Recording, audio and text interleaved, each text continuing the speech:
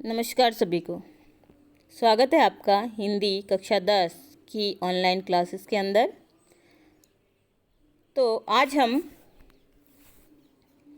व्याकरण के अंदर जो वाच्य है, आपका नया टॉपिक है वाच्य, उससे हम समझेंगे कि वाच्य क्या है और इसके कितने भेद हैं और इसके उदाहरणों को हम आज समझेंगे। तो सबसे पहले हम वाच्य को समझते हैं कि वाच्य क्या है।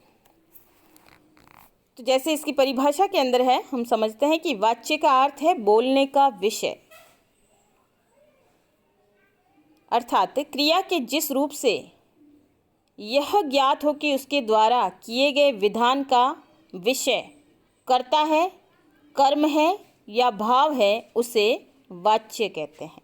कि वाच्य के अंदर यानी कर्ता जो भी क्रिया का जो भी कार्य होता है उसका मुखिया कौन है, कि मुख्य कर्म कौन कर रहा है, कर्ता कर रहा है या कर्म का भाव है या भाव प्रधान है। तो उसके आधार पे हम उसे समझेंगे, उसे वाक्य कहते हैं। यानी जिस की प्रधानता होती है उस आधार पे हम वाच्य तय करते हैं कि कर्ता वाच्य है, कर्म वाच्य है या भाव वाच्य।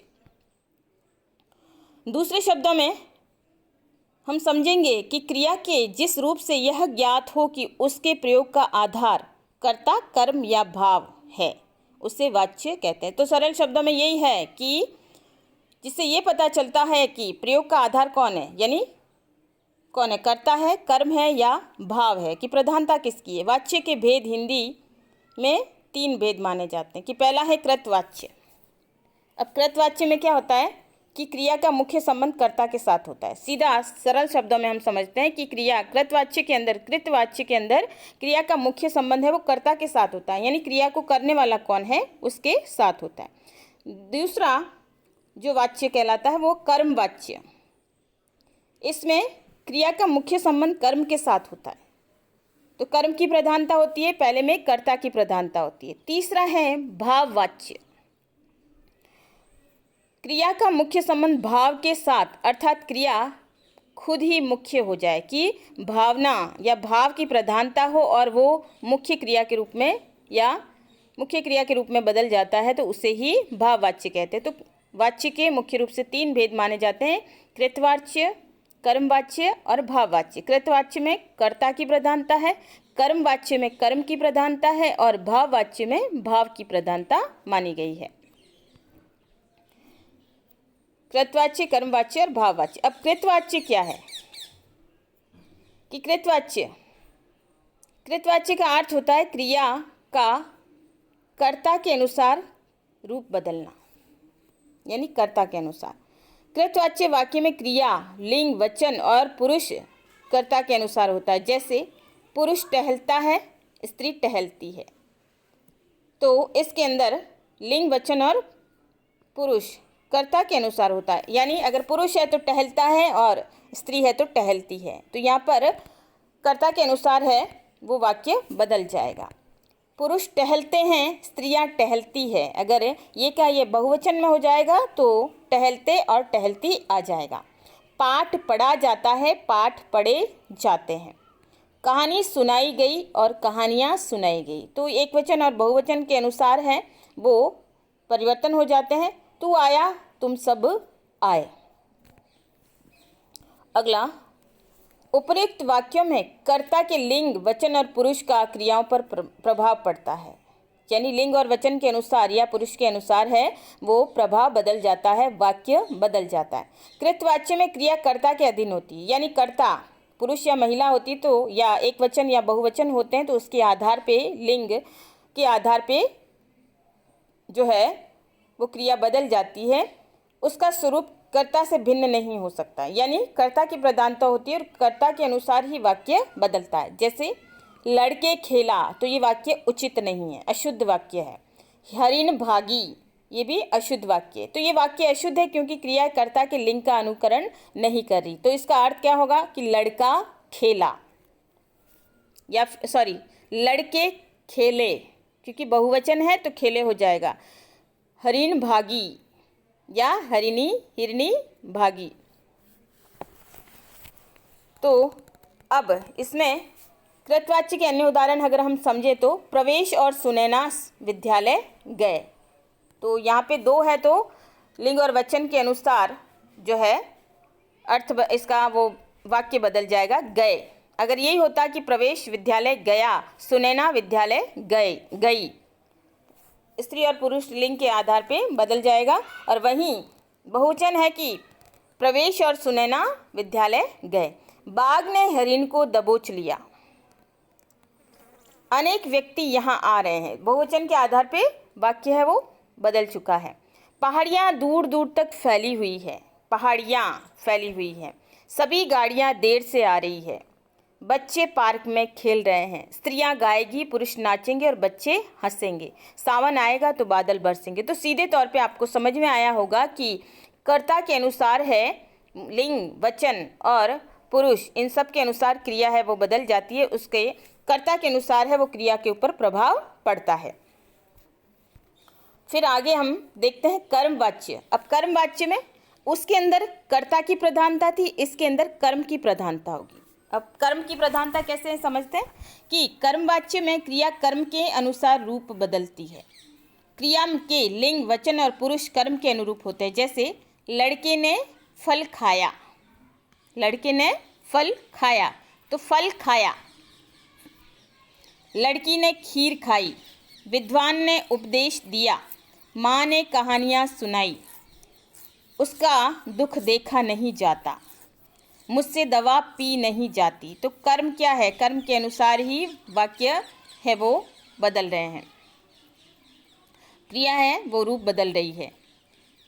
उपयुक्त वाक्यों में क्रिया के लिंग और वचन कर्म के अनुसार है। कर्मवाच्य में क्रिया कर्म के अधीन रहती है, वह कर्म से भिन्न रूप ग्रहण नहीं कर सकती। जैसे प्रकाश ने पुस्तक पढ़ा। अब पुस्तक पढ़ा नहीं होगा, पुस्तक पढ़ी होगी, ठीक है ना, क्योंकि पुस्तक के साथ क्या आता है, एक वचन, और पुस्तकों के आगे बहुवचन। तो पुस्तक पढ़ी। भेड़िए ने बकरियां मार डाले। भेड़िए ने बकरियां मार डाली, क्योंकि यहाँ पे लिंग क्या है, स्त्रीलिंग है और बहुवचन। मुझसे पत्र लिखी नहीं गई। मुझसे पत्र लिखा नहीं गया, पत्र लिखा नहीं गया। सुरूपा से पतीली छुआ नहीं गया। सुरूपा से पतीली छुई नहीं गई, ठीक है। तो ये अशुद्ध वाक्य है। तो अशुद्ध वाक्य को हम जो है जो कर्म के अनुसार है वो क्रिया को बदला जाएगा या उसके अनुसार बदलेंगे, अन्यथा वो अशुद्ध वाक्य हो जाएगा। कर्मवाच्य के अन्य उदाहरण हम समझते हैं कि इंग्लैंड ने 5 मैच खेले। मनुष्य ने सभ्यता का विकास किया। कृष्ण ने उपदेश दिया। बालिकाओं ने समूह नृत्य किया। शिवानी द्वारा पत्र लिखा जाता है। कर्म की प्रधानता है सबके अंदर। छात्राओं द्वारा अध्ययन किया जाता है। दयानंद जी ने अंधविश्वास मिटाए। प्रधानमंत्री द्वारा विकास किया जाएगा। तो कर्म की प्रधानता है और कर्म क्रिया के अनुसार बदलता है। विशेष कि कर्मवाच्य में को और से का प्रयोग कैसे होता है कि युवाओं को आगे बढ़ाना है। लड़की से पाठ पढ़ा नहीं जाता। इस वाक्य में को तथा से विभक्तियों का प्रयोग कर्म कारक और करण कारक की भांति नहीं हुआ। इन वाक्यों में को तथा से कर्ता कारक की विभक्तियों की भांति हुआ है कि कर्ता के अनुसार है, इसमें को और से आया हुआ है। कर्ता के साथ को विभक्ति का प्रयोग तब होता है जब आवश्यकता या अनिवार्यता दिखाई जाती है, यानी जरूरत पड़ने के ऊपर ही उसमें को आता है। कर्ता के साथ से विभक्ति तब प्रयुक्त होती है जब क्रिया से कर्ता की असमर्थता बताई जाती है, यानी क्रिया और कर्ता के मध्य असमर्थता दिखाई जाती है तब से का प्रयोग होता है, अन्यथा को का प्रयोग होता है। फिर 7वां जो हमारा पृष्ठ है इसके अंदर भाव है, तीसरा जो है भेद है वाच्य का, वो है भाववाच्य। भाववाच्य भाव की प्रधानता होती है जब क्रिया कर्ता या कर्म के अनुसार न होकर अपने भाव रूप अथवा मूल रूप में आती है, उसे हम भाववाच्य कहते हैं। भाववाच्य की क्रियाएं सदा एक वचन पुल्लिंग रहती है।